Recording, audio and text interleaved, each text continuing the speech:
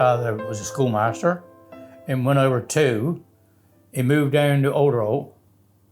You know, they was up there, and then they moved down to Oldrow, where he was a schoolmaster for his working life, really.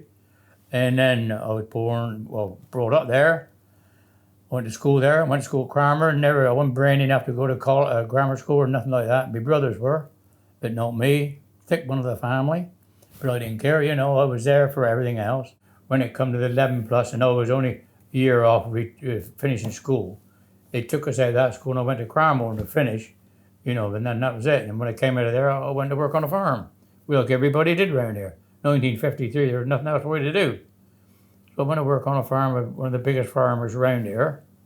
And that was all right. I got on very well there and looked after it. Then, of course, all time went on, and of course, he said to me, they had to go to register. And we all hated the thought of that. Nobody wanted to go in the army, make no mistake. He said to me, I can keep you out of the army if you want to, John. He said, you work on a farm till you're 26. I said, no way. I said, nobody's going to call me a coward for not going to the bloody army. I said, I want to learn something. You know, wish I would learn it in the army. Which I did. And I went off. I joined up then, packed in there, and I worked in Alton's garage for a couple of months. I went in the army with a mate of mine. And then he took me up to catch the train. I never had a bloody clue where I was going. Caboin, I think I had to find. Somewhere up in Shrewsbury. And if they'd never given me a bit of paper on, I would have never got there. But I got there. When I got out the train up there, you never see nothing like that. But early afternoon, and there was all these buses and lorries, and there was about 300 of us, I think, got off the train. And this little man come up to me, he had a stick under his arm, and he said to me, are you for Parkhold Camp or something? Oh, he said, yeah, I am. Well, get on that Summit bus over there, he said. You know, and that was the end of that. That was the end. We went on to the camp then, and we went in there, bloody hell, fancy cakes. It was lovely. I thought, bugger, this isn't bad. And we met all that, and then after we had all that, and it was getting dark then, up in Shrewsbury, you know, blimey, they took us all around into a big shed, and there was blokes behind the desk, and there, you went to the door, and the bloke said, what size is your head? Oh, I don't know. So he gave me the thing, it was like a bloody dustbin lid, put that on. He said, that's your hat, he said. We had to shrink them, you know. You go on there, boots, what size are your boots? Oh, 9. That'll do.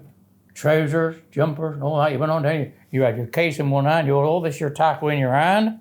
You went out the other end, they marched you back into the dark in the night, marched you back to spiders, and wooden spiders, you know, into there. Pick a bed. So you picked a bed, on the bed was a bit of paper.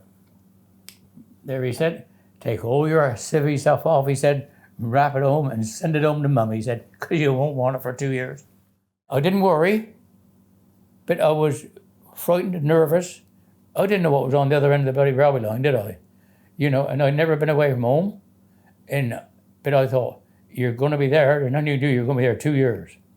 I heard men crying when I went up there, wanted to go home. You know, but not me. I thought, no, I am not going to be that low. I will beat thee at it, you know. And I did, because I thought, well, I'm here. They know more about life than me, the army do, and they can teach me a lot. Although we was only national service, you was taught how to kill and all that. And we say, I got in a fight, I was still in basic training. And my word, he was walking about a big man with a bayonet. But yeah, he hit me with a rifle, knocked me on the floor. Oh, stabbed me, and my trousers moved over him. Stabbed me, put me trousers to the floor. If he'd been over a little bit, he'd gone right through my leg. I was going to come home after my basic training. They sent me down to Worthing, Littlehampton, for do a radar course. I didn't know what radar was. I never seen bloody radar on a farm, did I? I never had a clue what it was. So I went in there, did it. I passed the test, I was an operator. But then when I went back to camp after that, you know, I played football for the regiment. I did everything in physical. I did everything physical. Flinging the hammer, flinging the javelin, fighting. I used to do a bit of sparring for the boxing team, you know. And I enjoyed it, you know, because they were all my mates I was in there with, and they never messed me about, and I never messed them about. I helped them if I could. I never charged a man. I wouldn't do that because they was my mates. All they wanted to do was just a little bit of guidance, the same. and I could give him that, you know. I had a little mate Geordie, come from Chesterley Street, and he was a little rascal, he was. Anyway, we had to go to Liverpool on a bit of a scheme out there because we had to guard Liverpool after the war, you know. We made a picture one night and picked up with a couple of girls in there.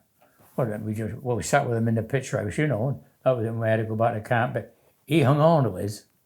Well, then he started wanting to go up to the Sear weekends, and we hadn't been too long in the army, but he borrowed a pound coin off me, or a pound note, whatever it was. It was a pound anyway. He borrowed all of me, and he would go. At the time then I was on the policeman on the camp, you see, the guard room. Well, they would have to hand their passes in to me. Well, he was either looking after the sports store or somewhere else, and they said, "Where's Mason today? He's not back." I said, "You're going to get a paper." Because sometimes he didn't come back on Wednesday. And then he would give me back a pound, and he'd borrow a pound again when he'd walk out there and come back in. And do you know what? He gave me the last pound on cruise station. He did that every week for over 12 months. And that was brilliant. And he was a lovely little feather, he was. But my word, he was terrible, took up. Cool. If you make a friend in the army, that friend is a friend for life. Because you rely on him as he relies on you. I've got a man round here now, well, two friends, which are what I call real friends I got round here. And no matter what it is, but I could call them anyway, day or night, no matter what trouble I was in, they'd be here. And they could do the same for me. And that's the only two people I got really who could I really trust. But when you're in the army, you pick a friend, because if you're in trouble, no matter whether you're right or wrong, but he'll stand by your side. You know, it's as simple as that. And you need that, because if you don't, you're dead, see.